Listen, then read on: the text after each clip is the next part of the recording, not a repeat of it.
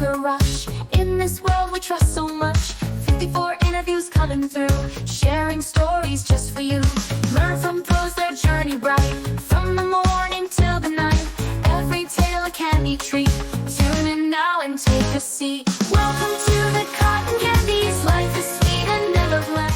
Thank you for joining us. I'm Melissa, and this is Dimitri, Alexia, and Valentina, the team that makes dreams a reality. From Cotton Candies, Life is Sweet. The goal is to explore different career paths and discover their passions by speaking with professionals from various industries.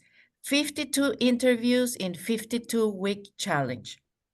So we are delighted today to welcome Lori Carle, the marketing manager at St. John Airport. Lori, thank you so much for taking the time to speak with us today. Oh, it's my pleasure. I think this is such a great idea. Such a great idea. I wish I'd thought of this for my kids.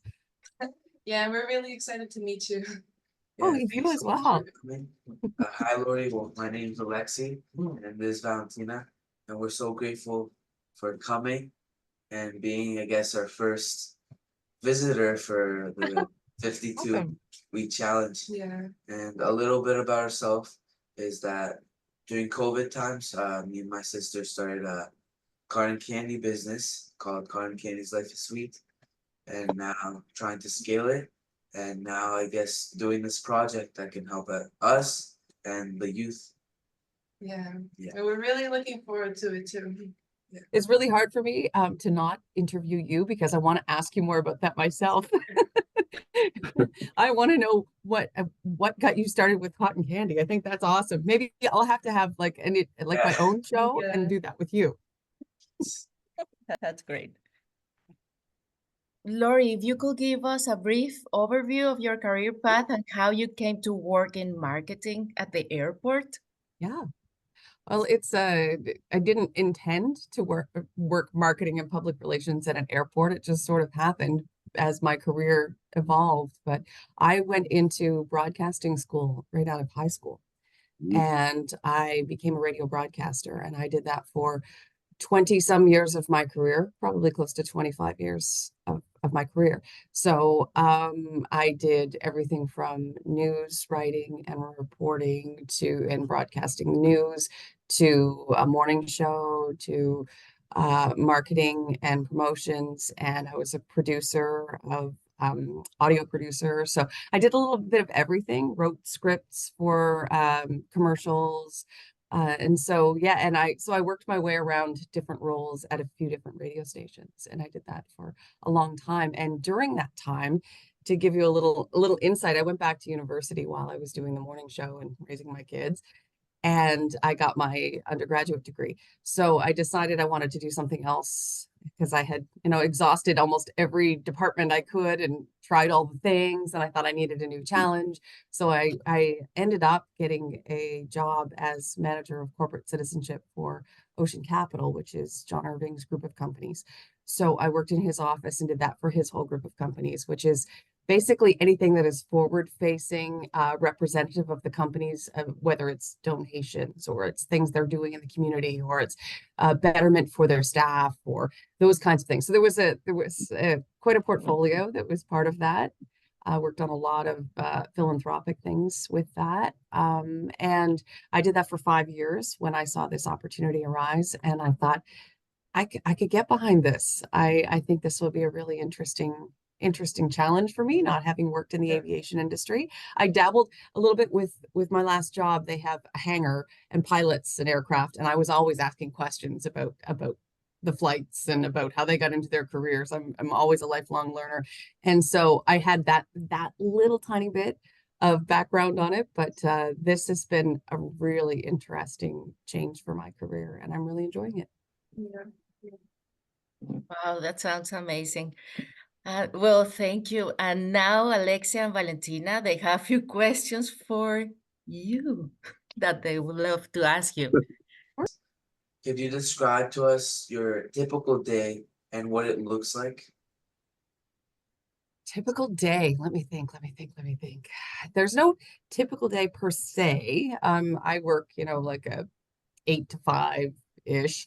But I manage our board of directors and all of that as well. So I could be involved in, there could be board meetings that I'm planning for, or working with all of our whole board on different things and scheduling and so on. I could be writing up a news release. I could be sitting in meetings planning for, new airline that's being launched, or so there's no typical day per se, but it's a Yeah. variety of things that could happen at any time. Maybe I could give you a little background on some of the different things that happen. So I do that. I have, let me think, we've got an airline that is going to start its new route in September. So we're in the kind of the build up to that right now. So right now I'm planning things like, what are we doing on the day of the first flight? Who are we inviting to that? What's that day going to look like? Who's, what medias will we be inviting to that? We'll be putting out a news release, say the week before, to let them know that, hey, this is exciting, this is coming up. We're also buying a whole lot of advertising right now and working on all of those kinds of things to get the word out, to remind people to book their flights and so on, because this new flight is going to be a big game changer for this airport, for the region. So yeah, that's some of what I do. Yeah. Wow. Is that helpful at all? It is, yeah. Oh, Okay. definitely. Yes. Okay. So now I have a question. And so what do you enjoy most about your job, and what are some challenges you face? Okay. I love the variety of this job. I love my team that I work with. I think we have a very small team, so we have to take on a lot of different things. If it were a large airport, you'd have, a team of people working in the marketing department. You'd have a team of people working in operations, those kinds of things. But we are all, we've got 1, 2, 5 in management here, and we all are, working a variety of different things. So we all collaborate a lot, which is really quite nice. So we know what's going on in every department all the time because we're such a small team. So that's kind of nice because we can support one another. Challenges, well, the airline industry is challenging, particularly after the pandemic. It's trying to rebuild. As you've probably heard, most industries were hit really hard. So things like pilot shortages, which impacts airlines, which impacts, like they're trying to rebuild, and that's a challenge because they cut routes and because they just don't have enough pilots flying planes. So that's been a challenge because you're trying to get people to continue to fly, and there's not as many options for them because of that. So, it's those kinds of challenges. I mean, when you deal with public relations, you get the good and the bad. If you deal with the public, people will reach out to you to complain about things. So you have to remember why you're doing this, and that it's, you're trying to fix it. So, and it's a lot of it's out of your hands, but let me think. Yeah, it's probably sometimes it's nice to have a small team, and sometimes it would be nice to have more support. So I guess those would be your challenges. But as we grow, we'll have more of that anyway. Yeah. Yeah, that's really interesting. Is because everybody likes to see the positive side of things. Yeah.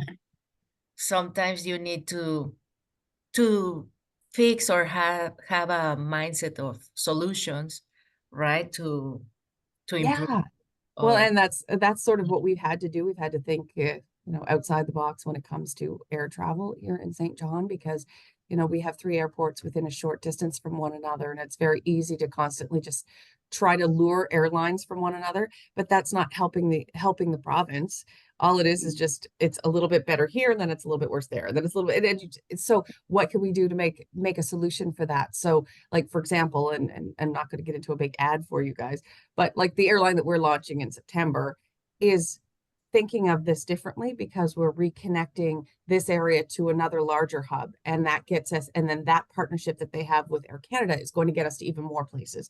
So we're looking at things differently versus just stealing from one another, yes, So yeah, working on solutions for the region as a whole. yes, partnerships and helping one another, of Partnerships, course. bringing in a small airline that's the right size for here, but is also going to help grow and support our region without hurting other airports, without, so Yes, so finding solutions. I do like that part, is looking at it like that. wonderful. Okay, well, my next question is, it's kind of a long one, but That's okay. what skills do you believe are essential for success in your role? Mhm. And also, what are the skills you've developed along your journey that you could share with us that you wish someone taught you or told you at an early age?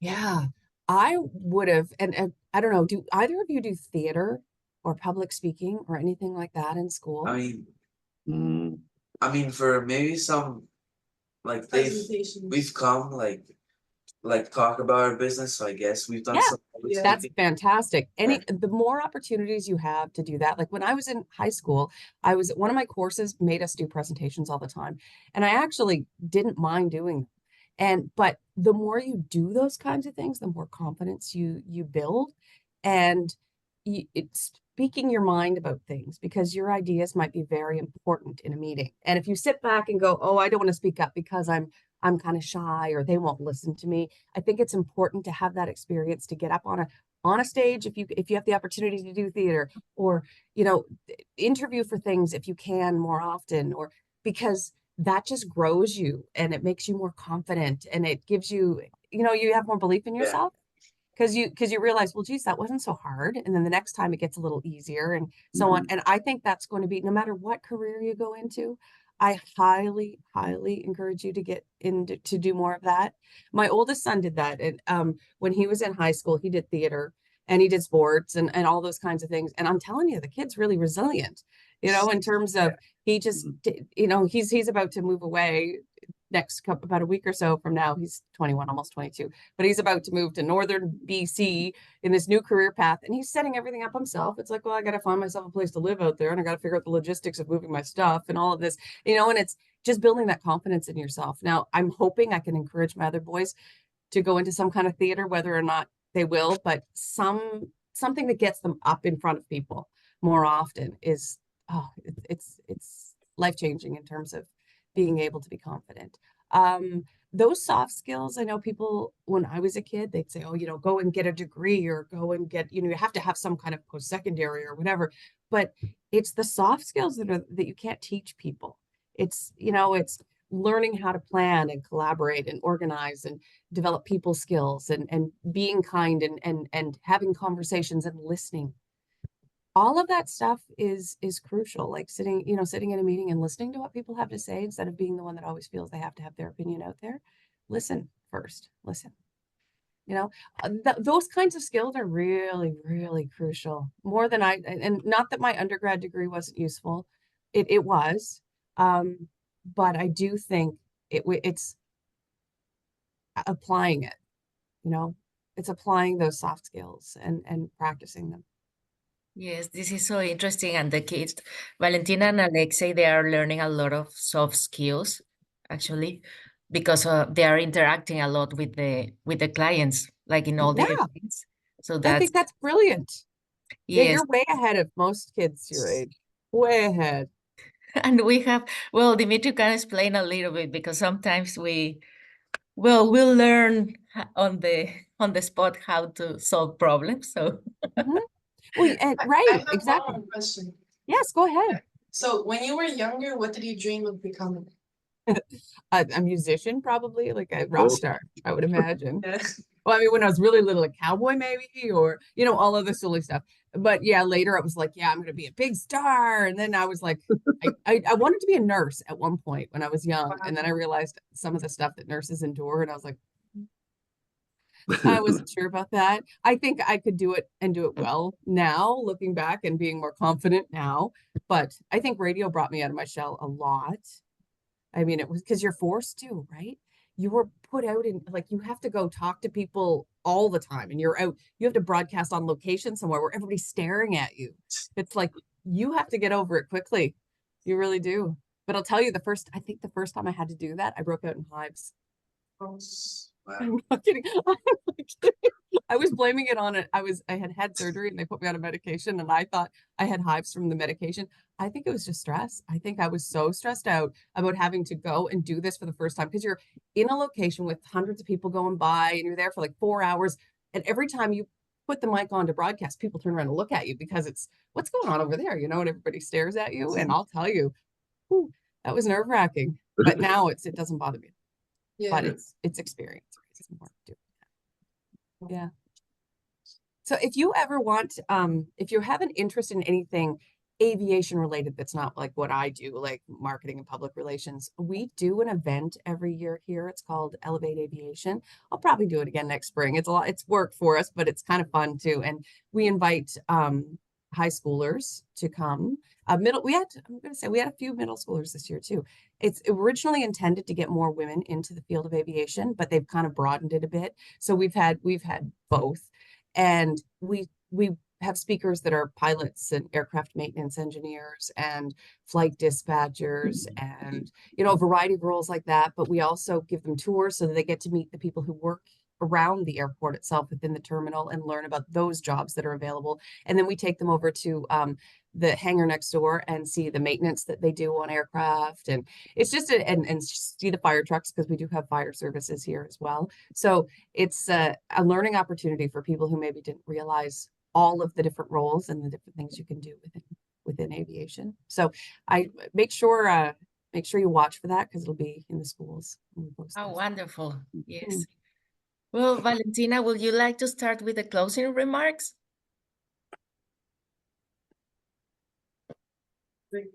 Okay. So thank you so much for sharing your insight with us today. This conversation is really important for me and my brother and my mom and my dad. And well, as they're exploring the future, we're exploring the future. It really helps us take an insight on how to look at things when we get older. We can choose stuff to be, you know, because maybe some kids don't have like an idea what to be yet, and this can really help. But overall, thank you so much for being here today. We're really thankful for that. Yeah, and you're the first one to come too. Well, thank you everyone for watching. This was Lori from St. John Airport, and we were so thrilled that she could be our first interview on her 52-week challenge. And stay tuned, everyone, so you don't miss the next one. Thank you. Dimitri, would you like to say some words? Lore, thank you so much. Your experience is truly inspiring. As we guide our kids through this process, hearing your story will help us to shape the advice and support we give them. We appreciate you so much. Thank you. My Thank you. pleasure. My Thank pleasure. you. Best of luck to you. Thank you so much.